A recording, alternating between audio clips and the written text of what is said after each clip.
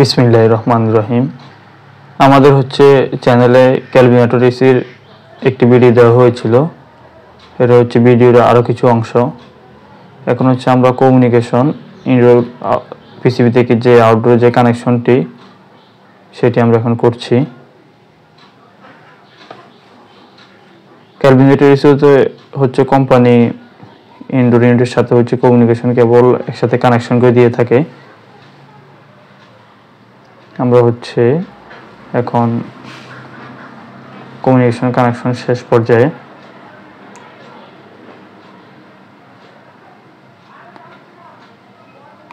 কানেকশনটি দেখতে পাচ্ছেন।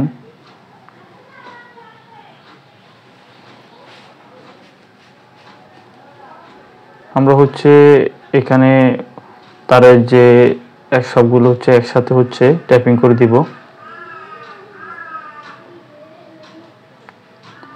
এসির আউটডোর স্থাপনের ক্ষেত্রে গুরুত্বপূর্ণ একটি বিষয় যাতে আউটডোর খোলামেলা জায়গায় স্থাপন করা হয়।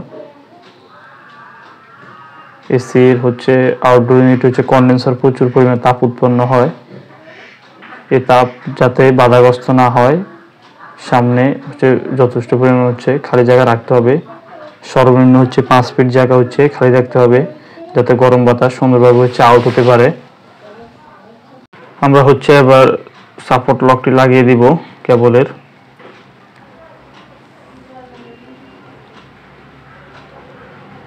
স্ক্রু দিয়ে এটি টাইট দিয়ে দিব। আমরা যে এসিগুলো সেট করেছিলাম এগুলো সবগুলো ইনভার্টার এসি। অনেক সময় আমরা এসির কানেকশন বুঝতে পারি না। এক্ষেত্রে টার্মিনাল কাভারের মধ্যে ডায়াগ্রাম দেওয়া থাকে। ডায়াগ্রাম দেখলে সহজে কেবল কানেকশন করা আমাদের জন্য সহজ হয়। আমরা ইনসুলেশন পাইপের সাথে কেবলটা দিয়ে তারটি আটকিয়ে দিব।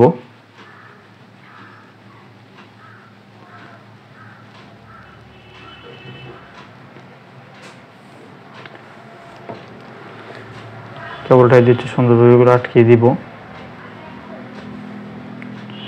এসির আউটডোর সামনে যেমন খালি জায়গা রাখা উচিত, তেমন পিছন দিয়ে খালি জায়গা অবশ্যই রাখা উচিত, যাতে সুন্দরভাবে বাতাস ইন হতে পারে। বাতাস যখন ইন হবে তখন আউট করতে পারবে। আর আউটডোর নিচে আমরা অবশ্যই যেখানে পানি জমে এইসব স্থানে আউটডোর ইউনিট স্থাপন করব না।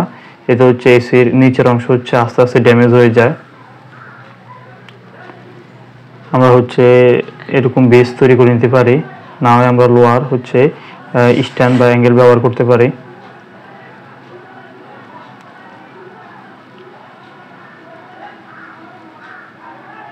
আমরা যে বাসায় কাজ করেছিলাম সেখানে তিনারা সৌরবিদ্যুতের এগুলো প্যানেল সৌরবিদ্যুৎ লাগিয়েছিল নতুন।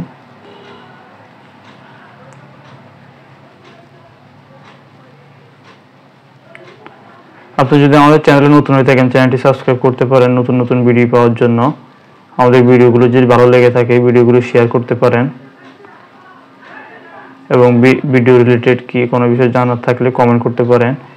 আর এসি স্থাপনের ক্ষেত্রে গুরুত্বপূর্ণ একটি বিষয় ভ্যাকুয়াম। ভিডিওটি শেষ পর্যন্ত দেখার জন্য অসংখ্য ধন্যবাদ।